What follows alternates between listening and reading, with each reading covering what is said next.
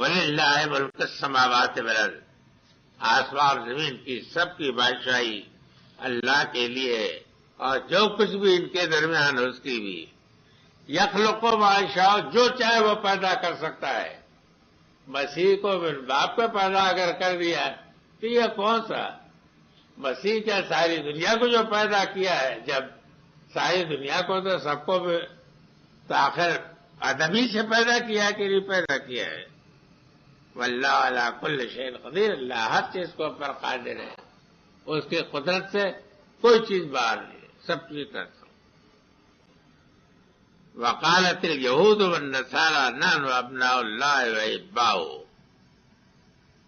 قل فلم يعذبكم بذنوبكم بل انتم بشر ممن خلق یغفر لمن یشاء ویعذب من یشاء وللہ ملک السماوات والارض وما بینہما والیہ المصیر۔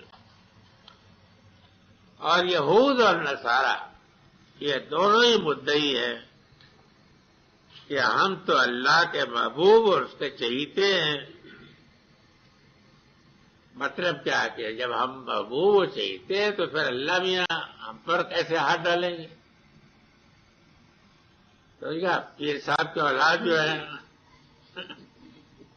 ان کو کون سے تعلق کرتا ہے؟ ہم تو اللہ کے محبوب اللہ کے چہیتے ہیں۔ یہ مولانا صاحب یاد رکھو کہ یہ عقیدہ آپ کا بھی ہے، آپ بھی اپنے کہتے ہیں ہم تو امت مرحومہ ہیں۔ امت مرحومہ کے معنی یہ ہے کہ ہم اللہ میاں نے آپ کو چوچلوں کے لیے پیدا کیا ہے، ان کو بھی بیوقوف بناتے رہے، خلق کو بھی بتاتے رہے، اور لفنگوں کے طریقے سے ادھر ادھر ڈالے لگا کے یہ کہیں کہ بس ہم تو اللہ میں اچھے ہی تھے، ہم پر کون ہاتھ ڈالے گا؟ آپ کا بھی ہے یہ، سمجھا؟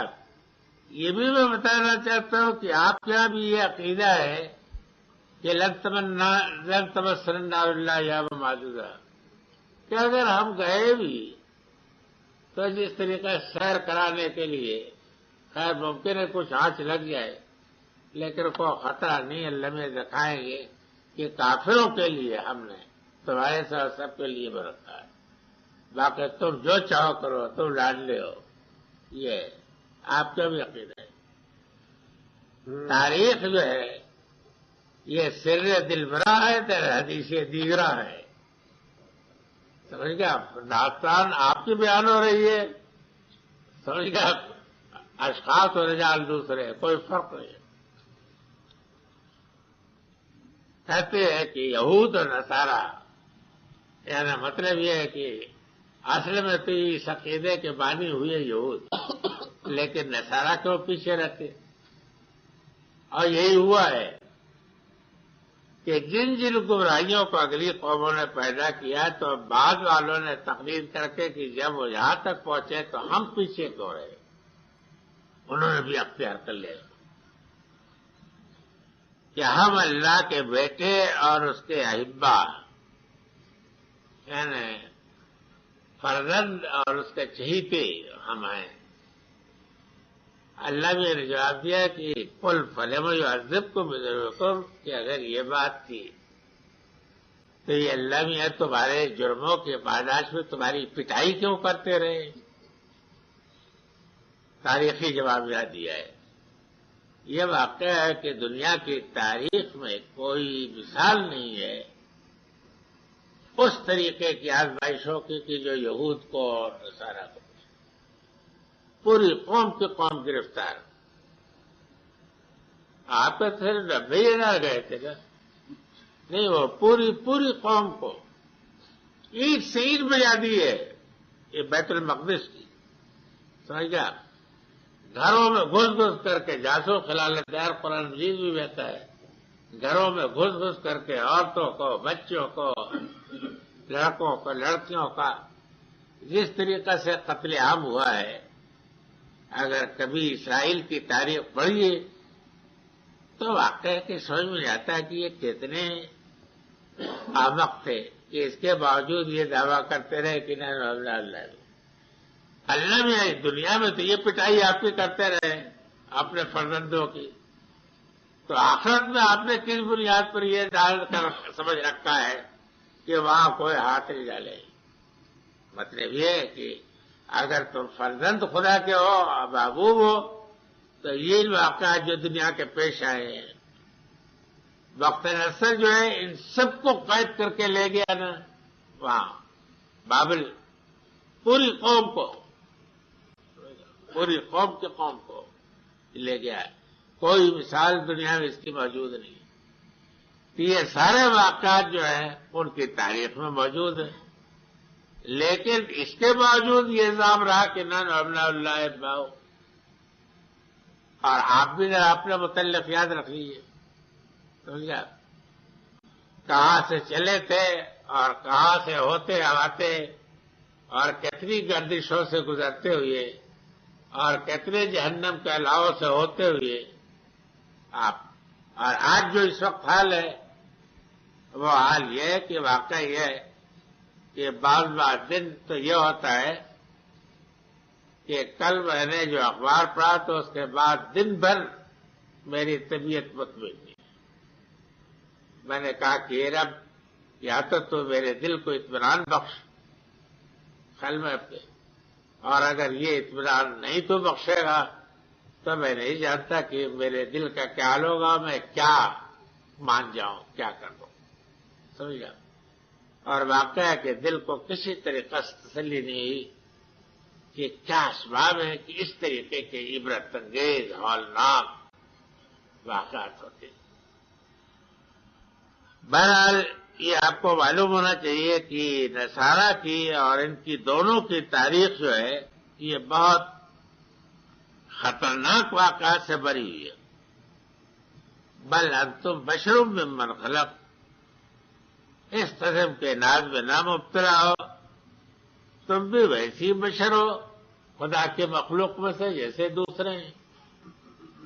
تمہاری ذمہ داریاں بھی وہی ہیں اور تمہارے حقوق بھی ویسی ہیں، دونوں میں کوئی فرق نہیں ہے. مطلب یہ ہے کہ تمہیں کوئی سرخاب کے پر نہیں لگے ہوئے.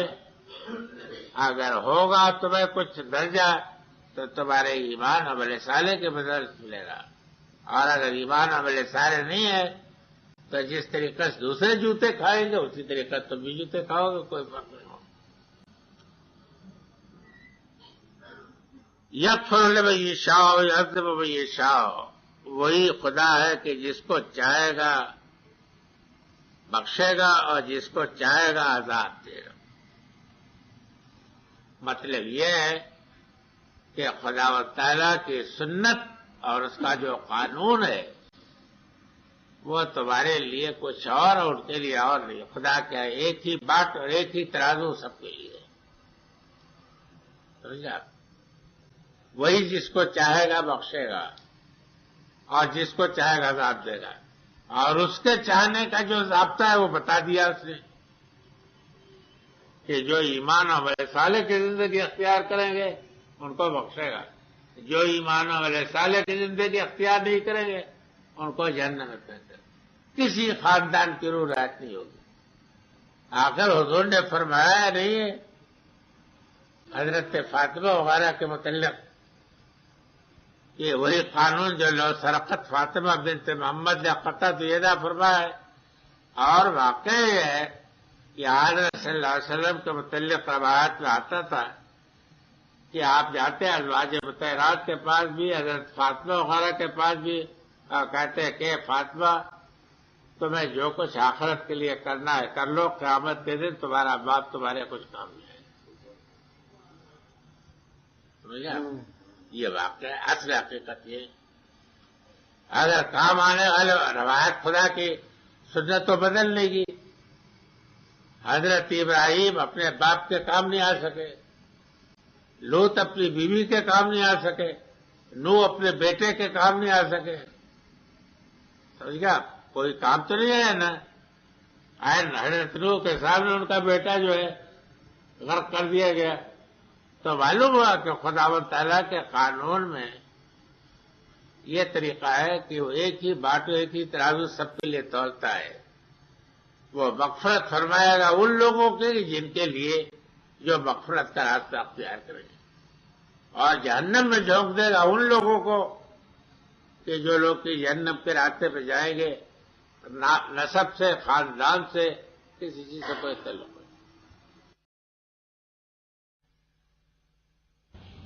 کہ ان کے حضرت کے لیے تو جنت واجب ہے، اور ان کے حضرت کا یہ حال ہے کہ وہ ہم کو چھوڑ کے نہیں جائیں گے. تب واقعہ یہ ہے کہ ایک ایسا شخص ہے جس کو میں بھی احترام کرتا رہا ہوں، قدر رہی میری نگاہوں میں. جب میں نے اس کی تحریر پڑھی تو فوراً جو ہے پھینک دیا ہاتھ سے. میں نے کہا واقعہ کہ دنیا میں شیطان کا فطرہ اتنا سخت شدید ہے کہ بڑے سے بڑے ذہین آدمی بھی اور بڑے لکھنے والے اور بڑے صاحب قلم لوگ بھی اس صفحات میں مبتلا ہے کہ جس صفحات میں کوئی غبی سے غبی آدمی بھی مبتلا ہے. تو اس غلط فہمی میں کوئی بھی نہ رہے. پہلے وہ جو یہ جو فرمایا کہ یغفر لمن یشاء ویعذب من یشاء، تو اس کا مطلب یہ نہیں ہے کہ اللہ تعالیٰ اندھے کی لاٹھی ہے اس کی، یہ مطلب نہیں ہے. خدا کی ہر مشیت اس کی حکمت کے ساتھ. خدا کی جتنی مشیتیں ہیں سب اس کی حکمت کے ساتھ، کوئی مشیت بے حکمت کی نہیں ہے. اور اپنی مشیت کے لیے حکمت کا جو راستہ اس نے اختیار کیا ہے اس میں ہمیں آپ کو کوئی دخل نہیں ہے. اس نے خود اپنی مشیت کو حکمت کے ساتھ باندھا ہے. تو جب وہ خود اپنے لیے کرے کسی چیز کو، ایک ضابطہ وہ اپنے لیے بنائے، تو ہماری طرف سے تو کوئی پابندی نہیں. اس نے خود اپنا ضابطہ رکھا ہے کہ میں مغفرت کروں گا ان لوگوں کی اور جہنم میں جھونک دوں گا ان لوگوں. سمجھ گیا؟ البتہ یہ کہ اس کے ارادے میں، مشیت میں کوئی اور ارادہ نہیں ہے، اس لیے وہ اس کو یوں کہتا ہے کہ جس کو چاہے گا دو، جس کو چاہے گا بس یوں کہتا ہے، تاکہ آپ پر واضح ہو جائے کہ خدا کے سوا اس کی مشیت میں کسی پیر کو، کسی شیخ کو، کسی مرشد کو، کسی کو کوئی دخل نہیں. کوئی دخل نہیں، صرف اس کی حکمت کو دخل ہے. یہ مطلب ہو.